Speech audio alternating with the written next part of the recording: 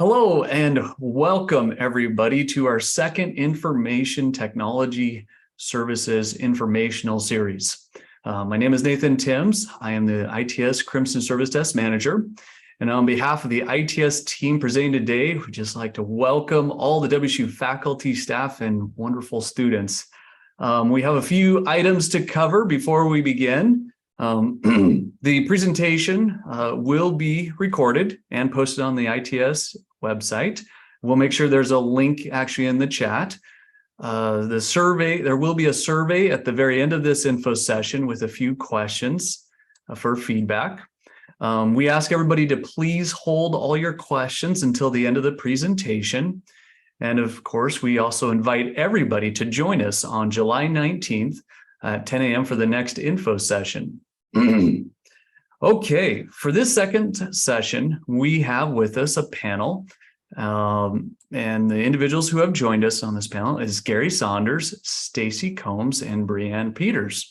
The topic they're presenting on is, as everyone can see, requesting security access for myWSU and OAC. Before we begin, just a little bit of a bio on our presenters. Gary serves as a director within ITS and oversees the direction and operation of the university's systems or student information system, which is Oracle Campus Solutions, nicknamed myWSU. Gary has been working with Campus Solutions for more than 20 years. In 2012, Gary designed and built a survey tool within Oracle Campus Solutions. And we fast forward to 2020, that survey tool was gifted to WSU and became the backbone of the university's COVID attestation and end-of-term survey solution. Stacy serves as an associate director within ITS and oversees support of myWSU, Explorance Blue, Oracle Imaging, Qualtrics, and Atlassian Suite.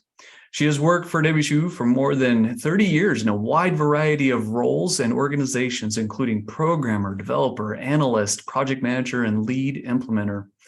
Stacy co-led implementation of the Student Information System in 2010, and she is Crimson and Gray through and through with a degree from the Carson College of Business and has two daughters who are also alum of the same college. Brianne serves as a technology and customer support specialist in the ITS Crimson Service Desk and has worked for ITS for 5 years. Brianne is the main point of contact for operations within myWSU and auditing security access. A little fun fact about Brianne, she has played the clarinet for more than a decade and hopes to join a band in the very near future. Gary, Stacy, and Brianne, we'll turn the time over to you for today's presentation. Thank you, Nathan. I appreciate that. Welcome, everyone. We're here to do a little brief discussion about how to request security for myWSU and OAC, which is the new name for OBIEE, or the university's data warehouse. First, I wanted to define what myWSU and OAC are, since some of you may not be familiar with that. myWSU is our PeopleSoft Campus Solutions implementation. It's where all of our student data is housed, and it's also our main identity system for creating person records, whether they be a customer or a parent, a student, or an employee at WSU. So I listed out some of the different things that are done within myWSU besides person creation. Students enroll, they're advised, there's student financials, there's financial aid. Transactional data and processing occur in myWSU. And then our reporting system is our Oracle Analytics Cloud, and that's really our data warehouse and reporting for pretty much all that goes on through the student information system. It has financial and student data, and it has centrally prepared dashboards that you can get security to, as well as there's a training you can take to then have access to whichever segment of data you're interested in, whether it's the financials or the students. So it also has a lot of SQL backend. And so as you're able to create dashboards of your own or create reports and pull out data as well. myWSU and OAC security, why do we need it? Both systems contain personally identifiable information that we need to keep secure. Everything from a social security number to a WSU ID to addresses to grades to information about a student's experience or information about employee, whether it be passport or driver's license number. All of that we want to keep secure. So we have since the beginning held the security fairly tightly, and the process in the past was always started with a request. And then that request is reviewed and we check to make sure that depending on the access you're requesting, if you have FERPA, pass the FERPA test that we have through the registrar's office. And then it usually would go to an area approval, which in legacy terms, departments were segmented into areas.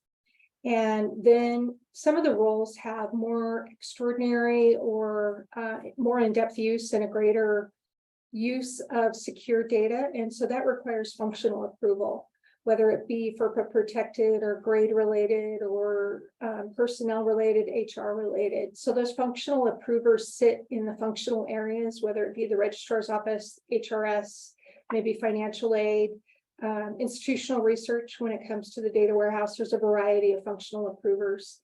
And there's also data custodians as well that can review the requests. And then after that, the roles are implemented. And within myWSU, there are roles, and then there's additional configuration or what we call row level security. So our area and functional approvers will have lists for you later on or link to the lists. Most area approvers are individuals in the departments that have, or colleges that have been identified that have sort of an oversight role and who review the risk, take a look at the request, compare it to who the employee is and what their job responsibilities are, and approve whether they feel they need that access or not. Functional approvers likewise are in those centralized usually areas, and they review the requests as well and make sure things align from their perspective since they're really the data stewards. And from there, I'm going to turn it over to Brianne, who's going to talk about actually initiating requests, how it's currently done with Crimson Service Desk. Stacy, so yeah, like she said, I'm going to go ahead and talk a little bit about how we initiate a myWSU access request and how the CSD team processes it. So if you'd like to start an access request, you can go ahead and just head over to crimsonservicedesk.wsu.edu. Once you get there, you'll click the submit a request button there. This will take you to an authentication page through JIRA. This was recently put behind Okta, so it does require MFA when you sign in, so just keep that in mind. On the right-hand side there, go ahead and click on either staff or faculty. That'll take you to a page with a bunch of tiles on it here. So you'll want to click the myWSU access request option here. So that will take you to the request form here. It'll look like this and it'll need to be filled out. So for the raise a request on behalf of box, we recommend just adding the supervisor or a higher up of the employee who requires the access. You can add them here in that box, and then a JIRA ticket will be created with that person as a reporter. The title of the request is just the subject of our ticket. So you may want to use something in this case like myWSU security access request for X employee or something along those lines. We'll also have to add an area approver or area authority for the ticket for approval reasons.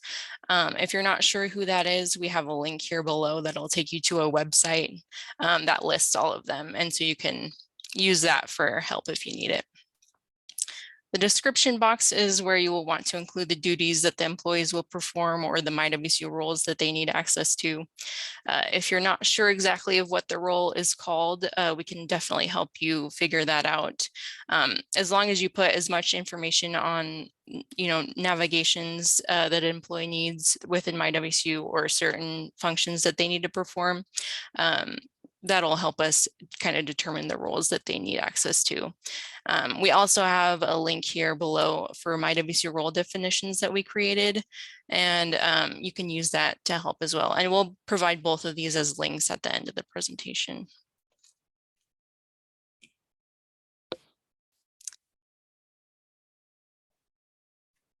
You can go, yeah, okay, perfect. So scrolling a bit farther down the request, we have who needs this access. Of course, this is just the employee that needs the access. So you can put their network ID in this box, and then it will add their email to a ticket as well. We'll also need the department and the college that they're with, and then their HRS title, which is just their workday position title. We do have an optional box for the supervisory org number. That is just a number within Workday that kind of tells us who the employer reports to. So it's optional, it's helpful to have, but it's not required. The attachment box here is optional as well. We use, so for OAC access requests, like OAC answers, we do ask that you add additional PDF file with certain signatures. So that's helpful in this use case. And then you can add a desired due date if you'd like as well. We do try to accommodate all of the due dates that are entered, but sometimes with the amount of approvals we have to go through, it does take a little bit of time. So we do ask that you give us at least a week or so to complete the requests. And then once you have finished creating the form here, you can just go ahead and click the create button. Okay, so then now the request will come to the Crimson Service Desk as a JIRA ticket. Before we start on the RSA on the myWSU side, we'll wait for the approval from the area approver, but once we have that, we can go ahead and get started. So the operator ID is what we call it, is what we use to start the RSA process for a specific individual. So the operator ID is tied to the myWSU profile of the user, and it's different from their network ID or WSU ID number, but we use their network ID to find that information within myWSU for them. The area is the number that is tied to the area of the access initiator. We currently use 999 since that's the area for the enterprise systems team. And then the effective date is automatically added as the current day, but we can future date it if we need to. And then the last thing that we do is we also check for the FERPA, that the employee has completed the FERPA training before we add any access. Because they're working with student data, it's necessary that they complete that before we can grant any access. So here's an example of what it looks like when we create an access request for user. You can see here at the top the NID and operator ID of the person we're adding access for. The NID and operator ID are usually different, but in this case, we're using a test account, so it looks a little bit different. Just below, you can see the current roles for the user. On the left-hand side, the role name is there, and then the description of the role and what it does is on the right-hand side there. If we want to add a role for a user, we'll select this add button here, and then we can type in the name of the role. We can add multiple roles with that plus button there on the right. And then if we wanted to delete a role, we'll just switch the drop down to delete, and then we can choose from a list of roles to delete. We also have a box for a comment section. So what we currently do is just add the name or the ticket number of the JIRA ticket that's related to this request.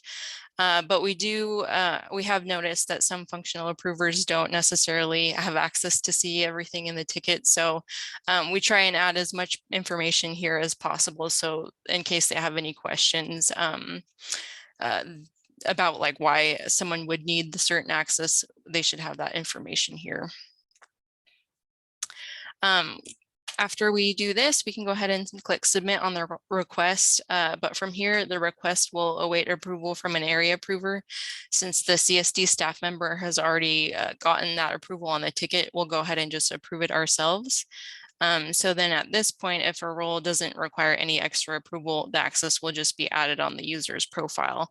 But if the access or the role does require extra approval, the functional approver tied to their role will get an email that a work list item has been created, and then they need to review it for approval or denial. So this is an example of what that work list request would look like for an approver. So on the left-hand side there, we have the complete status. We can see that many of these roles have already been approved, and once they're approved, they're immediately added onto the user's access. If it's still pending functional approval, excuse me, you can see that pending option here. And then if a role is declined, we also see that under the complete status. There is a box to the right here. It's kind of cut off a little bit, but there is an opportunity to add reasoning for why a role has been declined. So in this case, WBI answers it requires extra training, so that might have been why it's declined. Lastly, if a role requires training before it can be added, we will check with the technical approver of the training to make sure the employee has completed it. If the employee hasn't, we provide the employee with documentation about training and let them know that in order to add the role for them, they will need to do the said training first. The last thing that we need to do before the request is complete is to add row level security.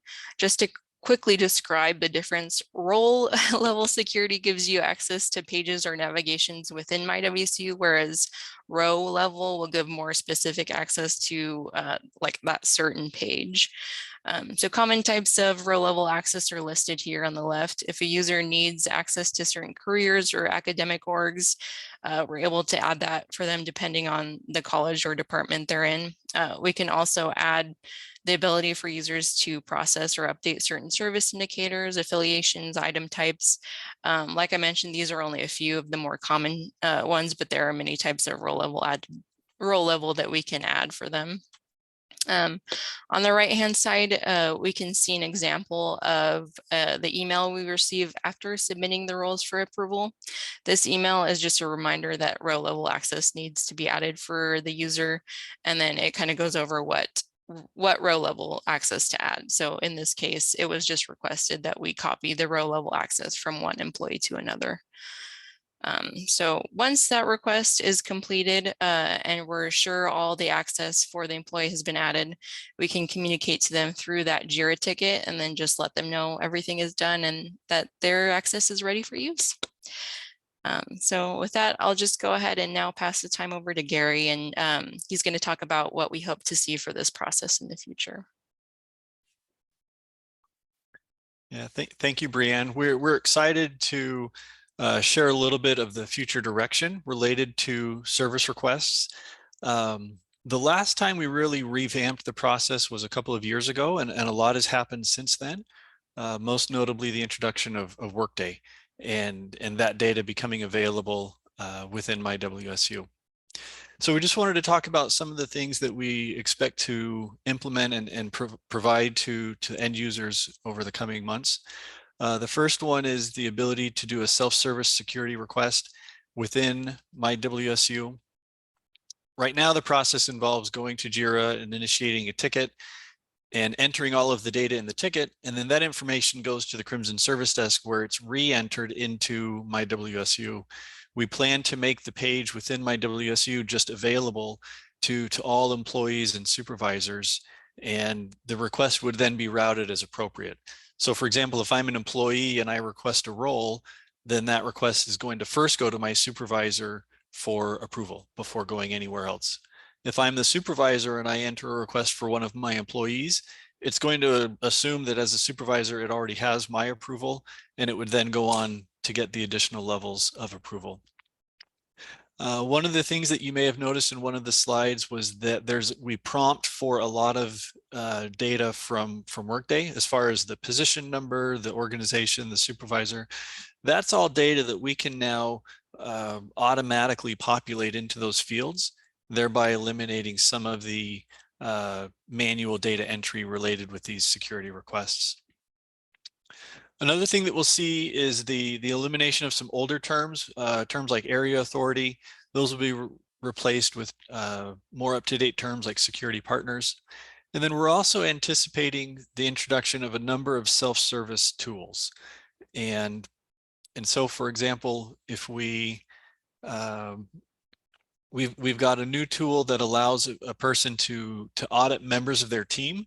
And so as a supervisor, I can come in and I can see all of my team members, and I can see all of the roles that they have. So for example, in this screenshot, we're looking at Stacy Combs's team, and the roles are broken up by functional areas. And so this first functional area is the academic advising area. And we can see for all of her team members which roles those different team members have. And maybe that helps her to say, well, hey, why does Wendy have this role that Cal does not have? Or if she's bringing a new staff member on, it can help her to identify which roles she would need for a new staff member. At the bottom of the page, and we'll see this, I think, in the next screenshot, we see the organizational hierarchy. So for example, when Stacy looks at this, she can see that her supervisor is Gary Saunders, her peer is Jen Steffen, and then she can also see the people that report to her. She could click on any one of those people and then see that same report for that person's team and their team members. Hopefully what this does is it makes the security information more readily available to people. We don't want it to be a secret as far as who has what roles. And we're anticipating that these tools will make it easier for people to maybe become familiar with the roles, or at least be able to have an easy way to see who has what, and then that can help determine who needs what additional access. Another tool that we're going to that we've developed that we'll introduce very soon is the ability to audit roles and the users that have them. So for example, in this case, we've got a number of, we have Stacy, who we've identified as somebody who owns a role.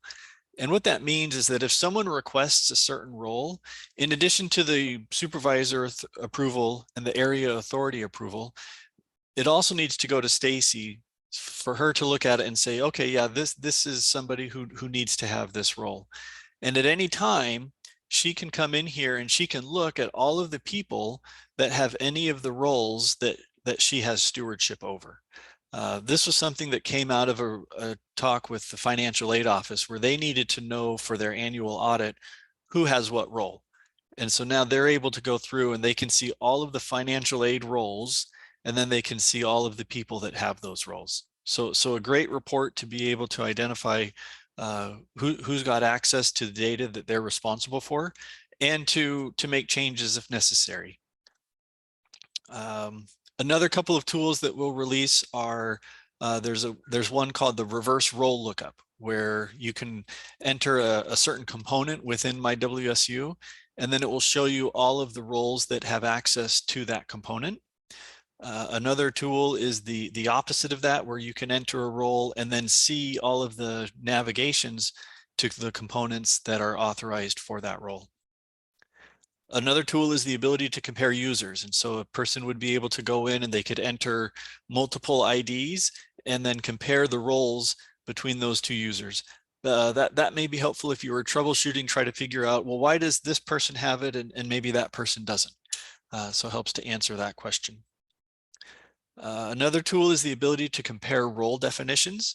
Again, it's kind of like that security role navigation, but on a larger scale, where we can enter multiple roles and then get a report of the different accesses that they have to determine which role would be the best fit for what we're looking for.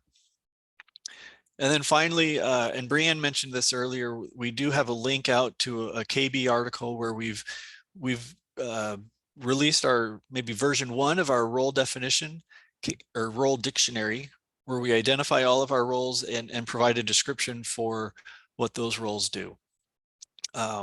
What we know and what we're fully aware of is that we have hundreds of roles within myWSU, and so it's a Herculean effort to know all of the roles and to know what they do.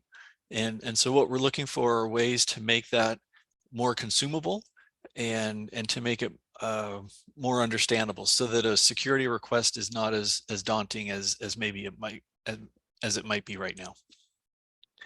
Anyway, so I think lots of things that we're excited about, lots of progress that we expect to see in the future related to security, and hopefully a simplification of the entire process itself. Just as we mentioned, these are a couple of helpful links. The Crimson Service Desk is where the an access request can be initiated. The role definitions is a dictionary of all of the roles and what they do. Then we also have the current lists of our area authorities or security partners. And then finally, a link to a form for the OAC answers access request. And with that, I think that wraps up our presentation. So I think we'll turn it back over to Nathan to wrap things up for us and maybe to start taking questions. Wonderful. Thank you very much, Gary, Stacy, Brianne. Yes, it is now our time to take questions from the audience. A little bit of Q&A to explore this topic. So at this time, we invite audience participation to send us questions within the chat. To kick the ball off and to get started, I have a list of questions as well. Some thoughts came to my mind. One of the questions that sometimes comes up from those that we serve is, what is the difference between OAC, OBIE, and myWSU, and how do these two interact? We sometimes describe them as two different systems, and yet here we're talking about both. So I was hoping you all could maybe just provide a little clarity for us all. I will go ahead and take that. So myWSU is truly the transactional system where students sign into and perform the actions, where we go in and create individuals, and it has processing that happens in batch on a scheduled basis every day, almost every minute of the day. Both their batch jobs running and their real-time transactions occurring. OAC/OBIEE, as it used to be called, is really a snapshot of the prior day's activities and used for reporting. And so there's always going to be a bit of a day delay on the data, but it has a fairly powerful reporting engine.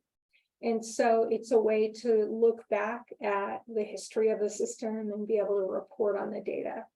So usually you don't want to do really extensive reporting in a transactional system. It slows it down. So we've prepared a separate system in which reporting can happen. There are dashboards that are considered a lot more friendly than some of the PS Query and other analytics tools that are within myWSU. So one really is for reporting. And one other exciting thing about OAC is we're going to be moving away from the paper form that Brianne mentioned of having to attach that and get all the ink signatures, and try and move that to an electronic form with electronic approvals. We recently got approval for that. So that's going to be coming forward, and we're really excited to move out of paper and move into this century when it comes to authorizations. Does that help, Nathan? Yeah, wonderful. Thank you so much, Stacy. Another question that I've written down that would help us to better understand these systems is a little bit more on kind of the current features and benefits of our current system that we have. Could you all explore a little bit about some of the good stuff that we see that it really helps the WSU community out? Yeah, I'll take that one. You know, we're better than we were. We've eliminated some paper. We've eliminated the need to go physically visit people to get signatures, and we've brought a lot of that online. Hopefully what you saw at the end was that we also don't think that we're done. We still think there's a lot of improvements that can be made to automate more of the notifications, whether it's for approval or whether it's for the actual assigning of the role. And I guess just looking for opportunities to automate as much of this as we can. I think what we know from the hundreds and maybe thousands of requests that we do process is that there is a lot of repetition. And so there is a lot of opportunity for automation to free up time for staff members to do other things. Well, thank you, Gary. The next question that I have for everyone is, and this could be answered by each of you because it is kind of an interesting one, I thought, is what is one of the biggest challenges that you've had working with on myWSU and OAC. And what are some of the things that you've done to overcome these challenges? I can go ahead and start with this one.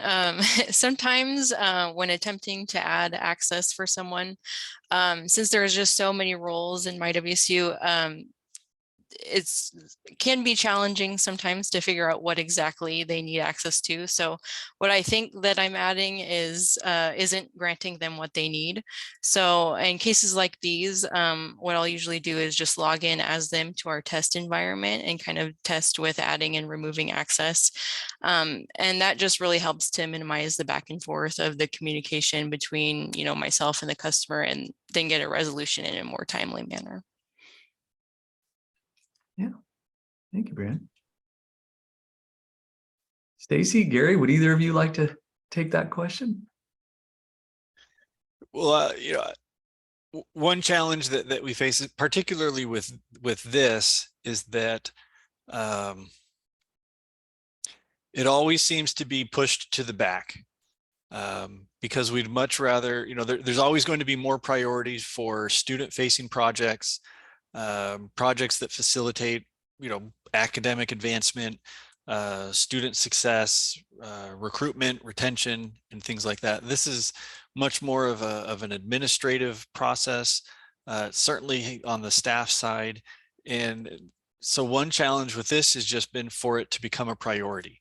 And I think that's why we've seen, or why we haven't seen maybe annual revisions to the process. I think it went through a revamp in maybe 2013 or 14, and then again in I think 2017 or 18. And so it's, I guess that's a challenge that we see with this process in particular, is just having it be a priority compared to all of the other, more exciting and certainly more student-facing projects that come up. I think one of the things I'm most excited about, and it's been voiced as a challenge by multiple departments, is there a way for the system to automatically get rid of roles or address security needs when an employee separates from the university? And that is something we're actually pursuing and trying to implement so that things can be as secure as possible. This last year, the Crimson Service Desk completed a security audit, and we saw that there were quite a few roles that needed to be removed over quite a span of time from employees that had left. There was a solid handful.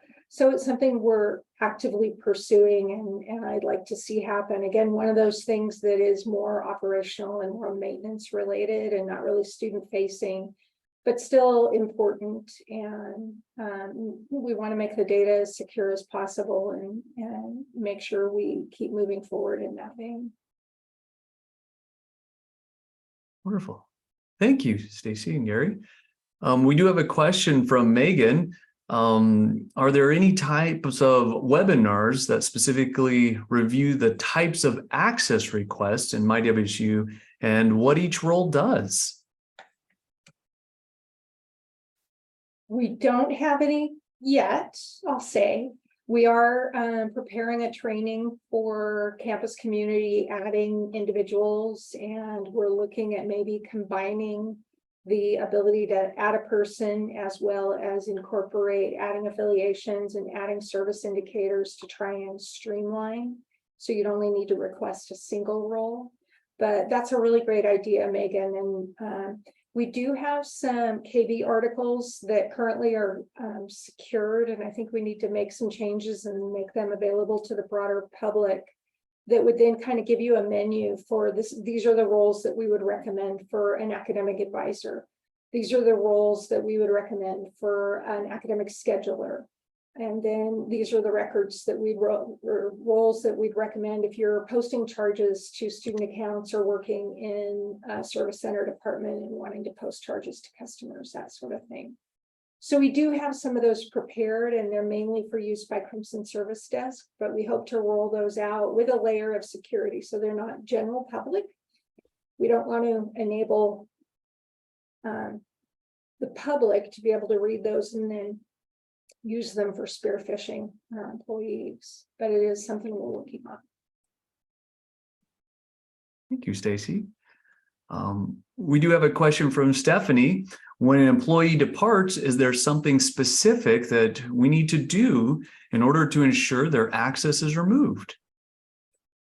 Yes, one of the items on the HRS checklist is to make sure their accounts are removed. Now, sadly, in the HRS checklist, it's one item for all of their electronic accounts, but really what needs to happen is a ticket or an email, or you should visit the crimsonservicedesk.wsu.edu and log a ticket to say this individual's leaving. This is their term date. We'd like to have their elevated security removed.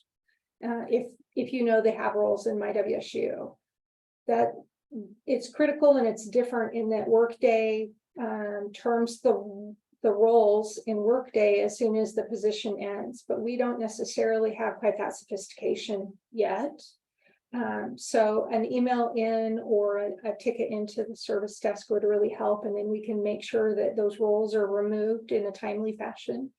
With the RSA tool, one of the things we didn't show you is we can go back and look up previous requests. So if for some reason you've got an individual and they're leaving and they have a great deal of security, we can remove it. And then when you hire somebody into that position, we can go back, look up that request, see what was removed, and add those roles to the individual, the new individual. So there's a complete audit there of what's transpired using the RSA tool, which is sort of the beauty of it. So you definitely do want to communicate when they're leaving and when you want the roles to go away so that things can be removed. Okay. So it's very much a manual process at this time, Stacy. But I believe you said a few minutes earlier that one thing you're really excited for is that in the future, this will be an automated process for removal when somebody departs. That's what we're shooting for. We currently get a list of all the separations, and we're right now trying to go through. Usually it's the 2 weeks after they've separated, we get a list. We get a list every 2 weeks, and we're manually removing those. But we would still appreciate and really love to see departments communicating so that the data can be removed the day of the separation or the day after the separation, just to tighten it all up. And then in the future, we're hoping for an automated job that would remove, again, all of those security roles that are additional beyond your self-service employee or your normal sort of security that you would have as a general employee. Okay, thank you. One of the things that comes up quite frequently from our users is that with the advent of Workday, sometimes there's maybe a little bit of confusion whether something is supposed to go to Workday or something that is supposed to go to myWSU. So a question that we have written down is, with the advent of Workday, how has Workday impacted myWSU, and at least in a summary high level? I know that's kind of there's a lot you could say on that, but a lot of people get a little confused on it. Well, we definitely have a lot more people requesting affiliations and service indicator access, because when you need to hire a new employee, you end up coming to myWSU and creating the individual so that you get a WSU ID number. WSU is the system of record for all ID number creation, and that's mainly so we can keep a consistent flow between employees and students with the automated application processing. So numbers are generated in myWSU, and then we use the service indicator to communicate over to Workday that this person's being hired. And then in some instances, there's a business need to give that future employee maybe a network ID and an email account before their appointment actually begins, which then necessitates a myWSU affiliation.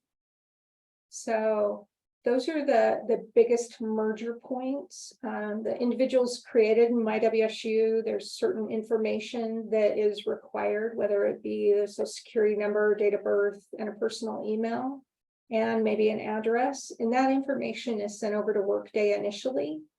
And we do receive updates from Workday, but at this point in time, the update's been paused while we're working through some of that functionality. for the updates. But that's that tends to be the biggest integration point that the general departments use.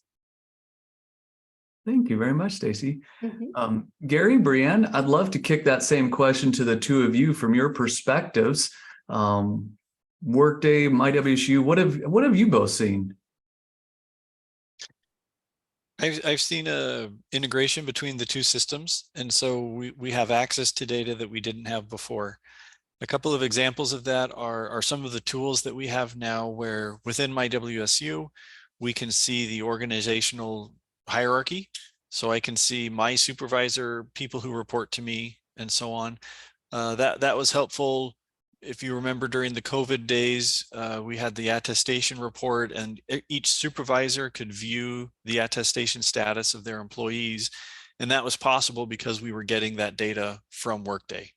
And so there's been an enhancement of what we've been able to do because we've had access to more of that data within myWSU. I would kind of just say the same kind of thing that Stacy had mentioned. We do see a lot of access requests that come in asking for affiliations and service indicators.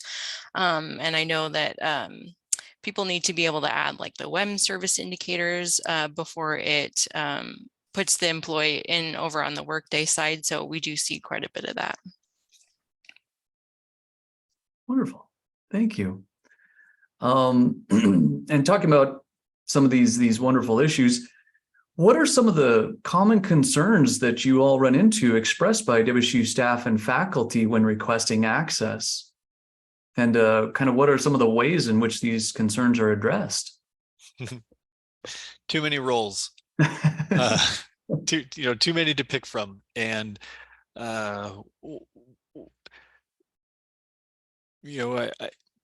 I guess the challenge is that it also doesn't work to say, well, we'll just have one role and we'll give everybody access to everything, because then I think we'd all be saying, I have too many pages, I can't find anything. So it's certainly a balance. Trying to present that information in a meaningful way is a challenge. We've got work started on flowcharts, for example, that takes a user through a particular functional area. So just as an example, it may say, or it may show that if you have the, this particular role over here, you don't even need to think about all these other roles because they're all included in that one role. And if you don't, and it's basically like a Plinko board or a flowchart, where it would then say, okay, well, if you don't have that lead role, then it comes over here, and we're trying to just say, you don't really have to review all 300 roles and make 300 decisions. It can really boil down to a few decisions, but nobody knows that. And I think it's up to us to present that information to the users. Thank you, Gary. Stacy, Brianne, what have you found from common concerns or struggles? Not that so I know that there are too many roles, but also they aren't sure exactly which role to add for a certain person. That's one of the reasons why we tried creating that like role definition page, so that they could have the name of the role and the definitions on the same page, so that they can request that from us a little bit easier. Thank you. I think that one of the biggest challenges is just the unfamiliarity. We really haven't socialized the roles a lot in the past. We've just sort of prepared them and assigned them. And so trying to do what we can to put together meaningful, maybe menus of roles and socialize them out there so people can have a better understanding of what they need and maybe what they don't need, or just being able to ignore the rest. So usually it's just, I need to get to this spot, and that's what people know, and they just want to get there. And so, sometimes we kind of have to dig deep to figure out how to get there, depending on who they are and what other roles they have. So yeah, that's kind of the prep of it. Thank you. Now, Gary, going back to what you had said before, you said that there were so many roles and people struggle with them. Why are there so many roles? I mean, would it not be easier just to give everybody one role and have all that data displayed, or what have you found as you develop these systems? I think it's a balance. While we certainly could give more access to more things, if they're not things that you use, then it can just be clutter. And so I think in an effort to reduce the clutter, that's one reason for the security being broken up into multiple roles, but also just to protect a user where we don't, the more people who have access to more things, I think maybe increases their liability if their accounts were compromised in some way. And so that's another reason. So for example, if you just think about maintaining a person's record, there's kind of a general role that allows you to see a lot of data, but then a lot of the update actions are broken up into specific roles. So maybe there's one that allows you to actually add a new person. Maybe there's a different role that allows you to update a person's email addresses, a different one to update service indicators, a different one to update a person's social security number. And so, in an effort to have that access be very granular, it just necessitates the existence of more roles. I also have to mention that there are some roles that really need to be exclusively held by central departments, especially financial aid data, Pell data. There are federal regulations about who can access it and who can't, and they're actually getting tighter. So some of the granularity was mandated. A lot of the roles were originally established during the implementation of the project as to meet a business need.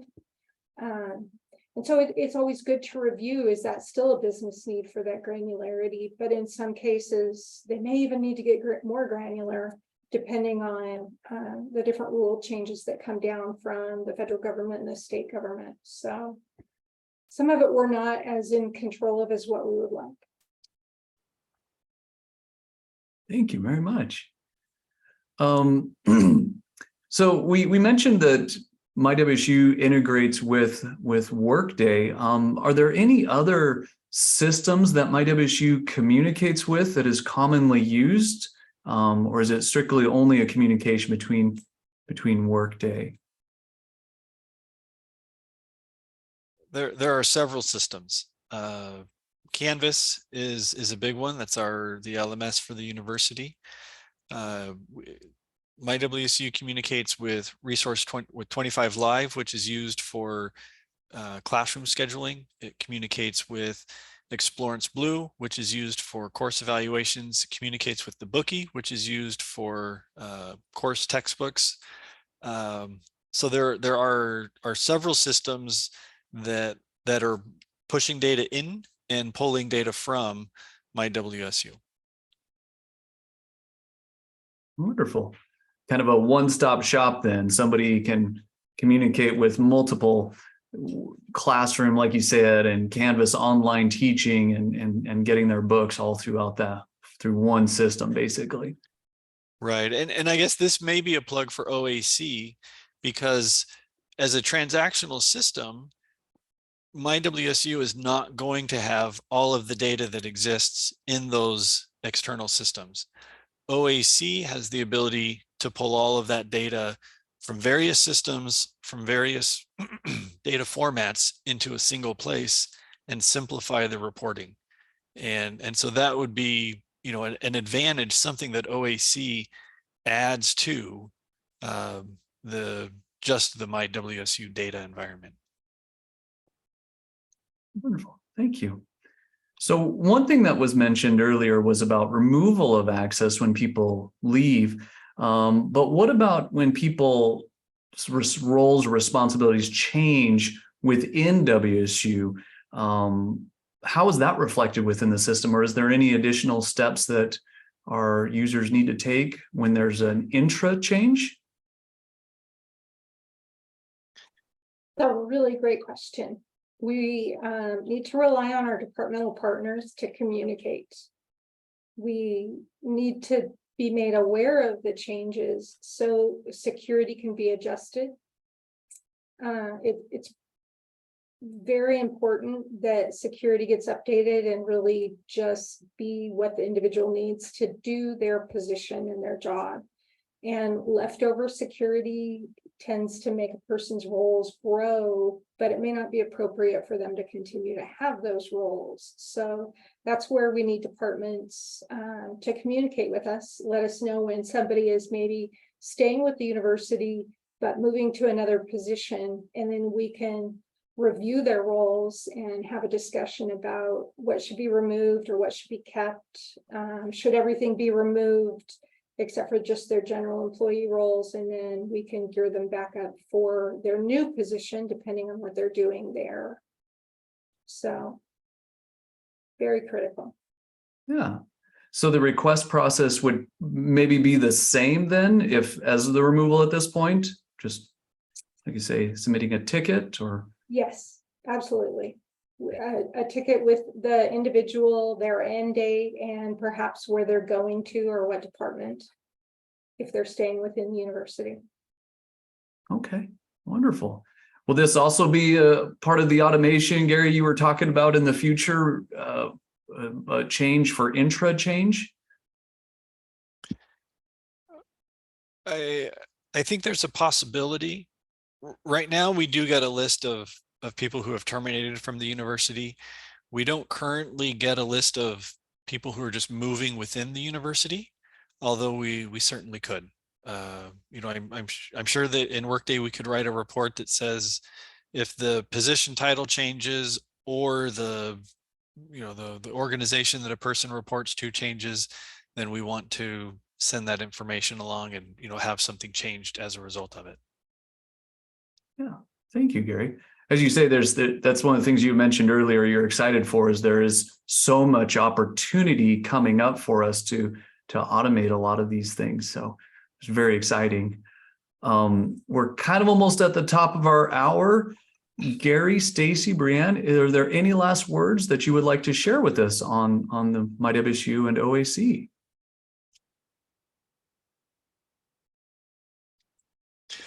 No, well, I guess yes, since I'm talking.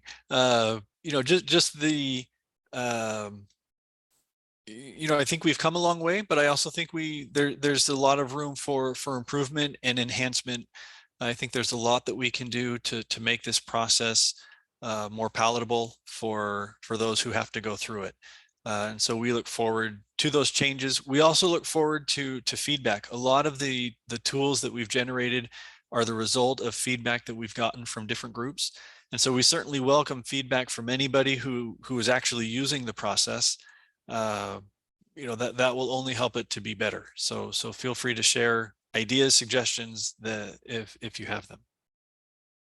Wonderful.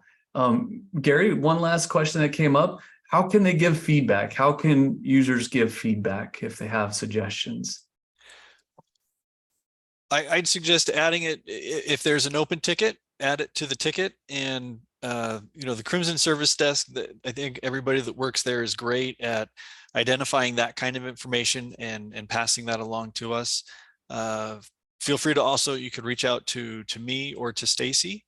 I think any one of those channels would work fine, or create a new ticket and it'll find its way to the right folks. Wonderful. Thank you so much, Gary. All right, we will then like to end with a great big thank you to Brianne, Stacy, and Gary for your sharing of all this content. We'd also like to express gratitude to ITS Communications and the Zoom teams for assisting with today's session. Again, just 3 last points. This webinar is recorded and it will be posted on the ITS website. A survey will be sent out at the end just to invite feedback from all of our audience and attendees. And then join us for July 19th at 10 a.m. for the next info session. Thank you again, and go Cougs.